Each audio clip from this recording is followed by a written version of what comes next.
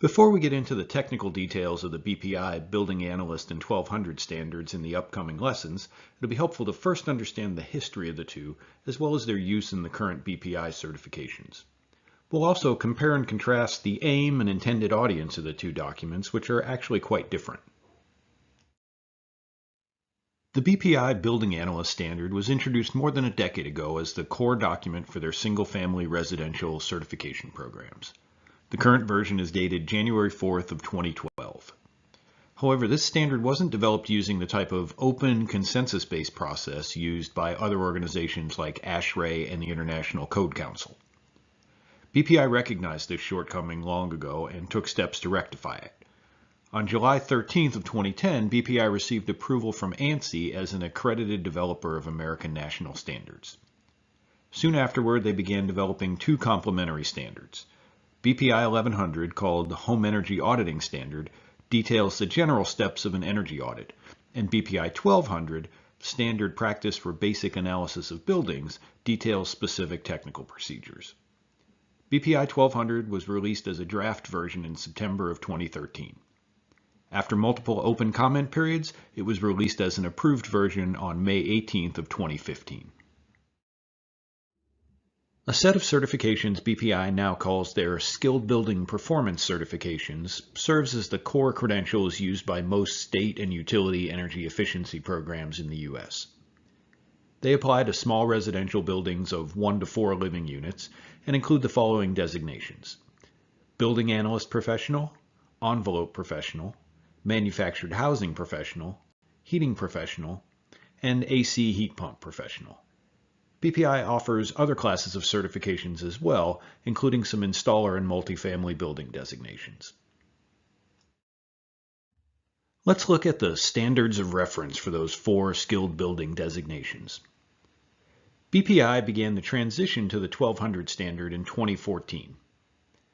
Up until January 31st of that year, the BA standard was the only standard of reference for the Building Analyst designation, and one of the standards of reference for Envelope Pro, Heating Pro, and AC Heat Pump Pro.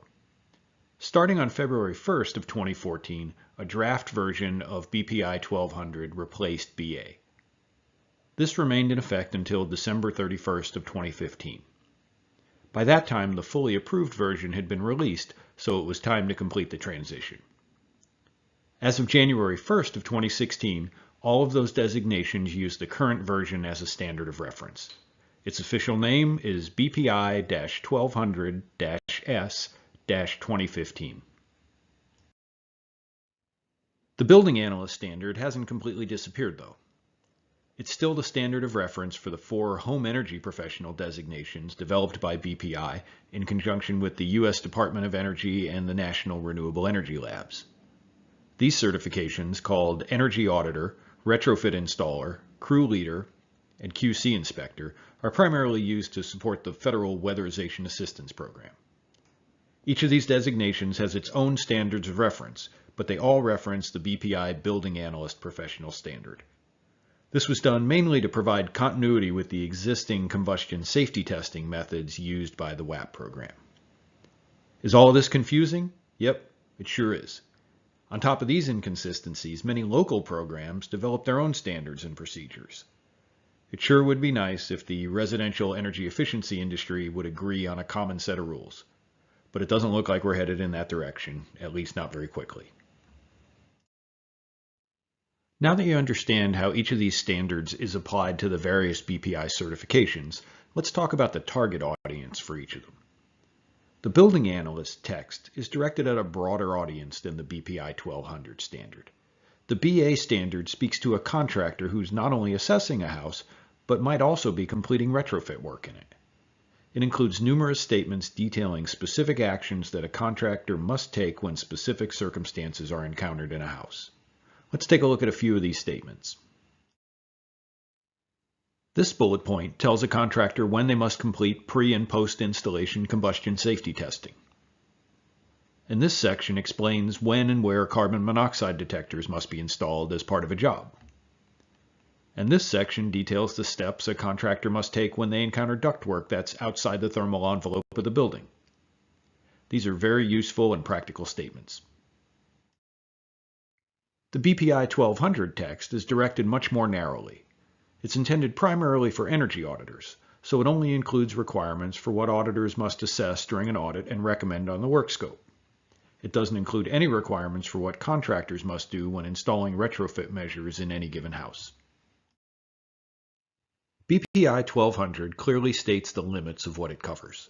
The scope section at the beginning of the document says that it defines the minimum criteria and specific procedures for conducting building science-based residential energy audits and related diagnostic tests.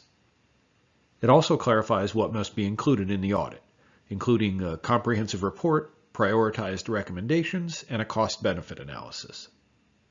The scope doesn't include anything about the installation work. Of course, some of the installation requirements aren't entirely lost because they're duplicated in other places, like the envelope and heating standards. But other requirements, like the one to install carbon monoxide detectors, are not. In addition, we can reasonably presume that those older legacy standards will get replaced at some point by newer consensus-based standards. The nature and scope of those replacements are not clear yet. Hopefully, BPI will find a suitable place to document these important requirements. They may end up in specific installer standards or elsewhere. Alternatively, BPI may decide to leave it up to the local program administrators to decide what is or is not required as part of a retrofit job. If you think this is important, follow the standards development process on the BPI website and submit your opinions when there are open comment periods on relevant documents. That's the good part about the ANSI process. Theoretically, we all have a say about the content of these standards that affect our work and our livelihood. Another major difference between the two documents is the layout. The Building Analyst standard is written in paragraph form, broken into 5 major sections with subsections. The major sections are health and safety, building airflow, building evaluation, combustion safety and carbon monoxide protection, and work scope requirements. The BA standard is also relatively concise, with a total of 17 pages. The BPI 1200 standard is written in outline form, which is common for other consensus-based standards like building codes and ASHRAE standards. This format makes it easier to reference specific sections of the standard because they're numbered. But it can be intimidating for less technical workers who aren't used to this type of formal presentation. BPI 1200 is also much more detailed. It includes 13 sections plus 10 annexes. Take a look at the table of contents to see what's included. Clearly, it's very comprehensive, since it only covers the technical aspects of the audit. It doesn't cover anything about the installation, and there's another document, BPI 1100, that specifies the minimum criteria for conducting a building science-based residential audit. BPI 1200, including all of the introductory pages and annexes, is 64 pages long. I guess that gives you a sense of the benefits and drawbacks of the open consensus-based process. Very little gets missed, but that comprehensiveness may come at the expense of usability and a clear focus on the most important points. As an instructor, I've seen an unfortunate impact of this. I used to be able to get students to go home and read the entire 17-page BA standard. But it's clear that no one goes home and reads this entire document. They rely on me instead to explain the most important points to help them navigate the certification exams.